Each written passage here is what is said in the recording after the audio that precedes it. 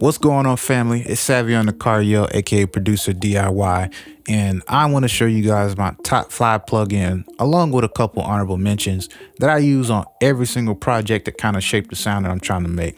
Let's jump right in. Now, if you've been doing this thing for any amount of time, you know that FabFilter is one of the top brands for plugins. EQs, compressors, de-essers, multi-band compressors. They make a lot of dope stuff, and none more popular than their Pro Q3/4, because the 4 just came out and added a couple new features that was really dope. So the dynamic compressor that they have, it used to not have settings for attack and release, but they do now.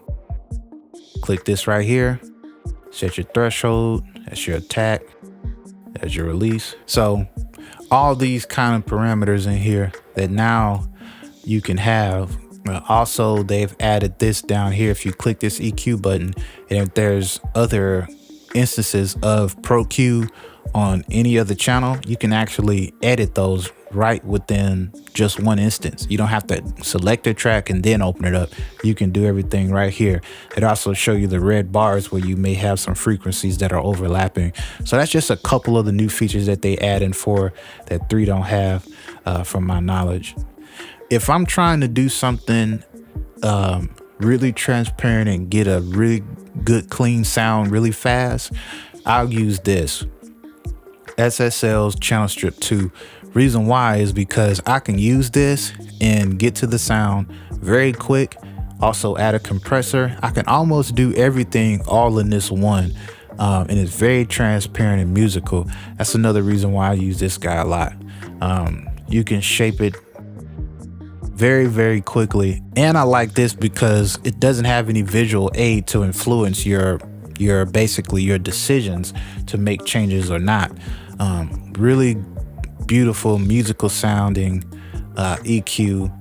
Another guy right here, I use this a lot when in the mastering stage, when I can go in here and boost something like the low end and then attenuate it as well to make that bass just kind of be super full but not overpowering. And you can do the same thing with the highs, and this is just kind of like a vintage Pultec EQ. That's just Wave's version of it. Logic actually has its own version. I didn't even know that. So, but they do. You see a ton of these, man, out in the market, but they're just really, really cool to use. They just have a different flavor. And this guy right here, it's a different style of EQ. Like in the Pro Q3, they got this thing called mid-side processing, where you want to do some things in the EQ to kind of also clear up the space from a mid-side perspective, because that mid is like the biggest range in an EQ. It's got the most, taking up the most space in the mix. So when you can get into something like this guy here, this Brainworks Digital V3, it actually will allow you to every time you make a move on this EQ curve, it actually solo out so you can hear what you're doing. So it just makes sure that you keep those lows out of your side frequencies, and attenuate anything that may be muddying up the vocals or instruments or anything of that nature. Jumping right in to my compressors, this is my favorite compressor, the Pro C2 by FabFilters.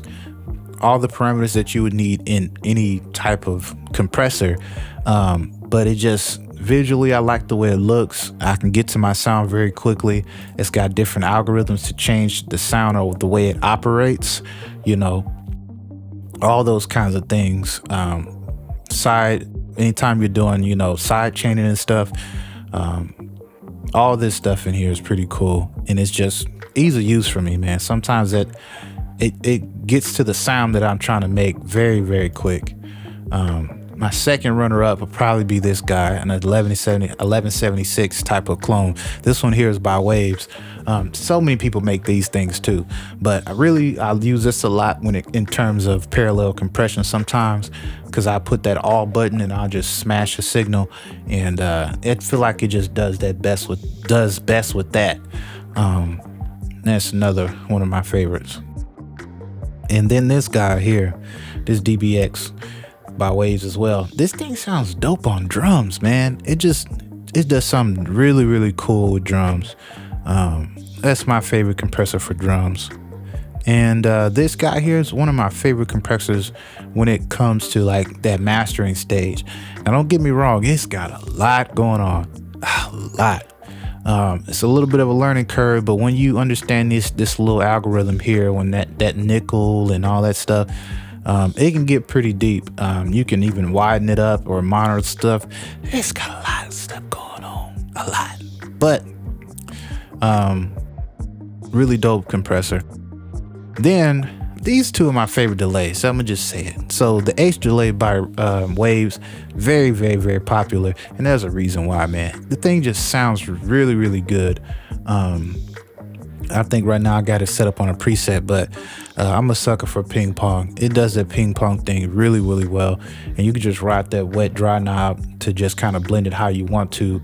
I always turn that analog thing off because it's noise I don't want, but I love this thing, man. It's really, really, really dope. Sounds really good.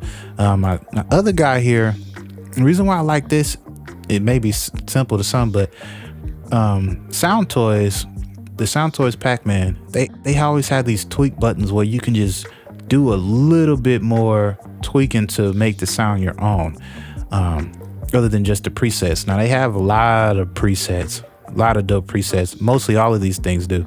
Really dope presets. But this little indicator here actually shows on this spectrum where the sound is going, so how it's being panned. If you want it to be very, very wide, you would just, adjust the width here, and it gives you this visual aid so you can see how far that signal's being spread. And I just kind of thought that was really dope. So that's why I feel like these are 1A, 1B. I couldn't pick one or the other. They both sound real, real dope to me. And then my other kind of honorable mention here, Valhalla. Now you're gonna see these people a lot because you'll see. But this here is another one of these delays where it can just do so much in kind of modern delays. It's got so many crazy different sounds in here and different algorithms. This is also free, by the way, if I'm not mistaken. You just come in here and you can just pick a preset and just have at it, man. It makes so many kind of crazy sounds if you're trying to look for something inspiring that just does a bunch of things well. That's a great delay. So moving on to the reverbs. This here is my favorite reverb by Valhalla. This is the Valhalla Vintage Verb, as you can see. And I got a preset on it right now. It's kind of like where I start from. I can get the reverb sound that I want on here so fast. That's why I use it all the time. And it sounds so good. It just sounds like how I want reverb to sound. And that's what you do when you're kind of looking for plugins. Just what is out there that's not only just sounds good, but I work well with it with minimum work.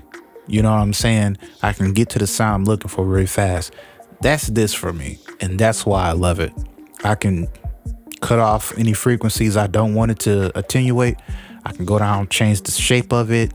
Very, very simple controls. I don't even need a lot of controls. Everything you want that I would need in a reverb is pretty much here. There are some that are more detailed, but if I need that, I would just add another plugin. This thing just sounds good, man. I really don't, if you need a reverb that sounds good on everything, for me, that's it. Like this other reverb here, I believe it was free for a time. I think it ain't free no more, but it has a lot of different algorithms here that sound different when you switch it. Beautiful sounding reverb as well. But the hidden secret with this guy, besides all the transformer tube, different things you can change, this little tweak thing down here, you can set the threshold for when the sound comes through and the reverb is added to it. Typically you would have to add a compressor to do something like this, or a side chain for it to work like that. But it being built into the reverb was kind of nice, and that's another reason why I like this guy. So for the backgrounds or something, I may throw this one on there instead of having the same, just to add some dimension in the sound. So those are my two favorite 1A 1B kind of things.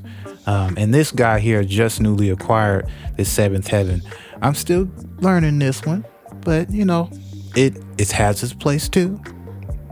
So and of course, you know, mixed knob, all the usual suspects.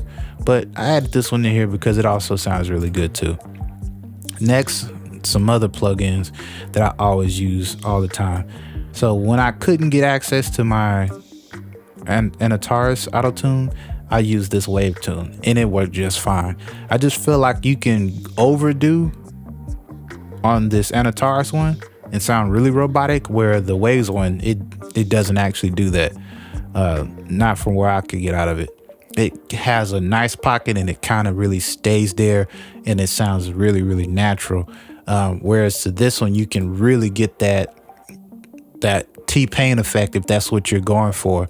So I don't half the time ever use that. It's really just for a polish. I use it kind of like a compressor. So if you can hear it, you probably need to dial it back for my uses mainly. Because I pretty much take care of the note things myself. It's just polish, just nudging. Yeah, literally like a compressor. Just a little bit goes a long way. But yeah, both of these guys I use all the time. So yeah, man, that's my top 5 plugins.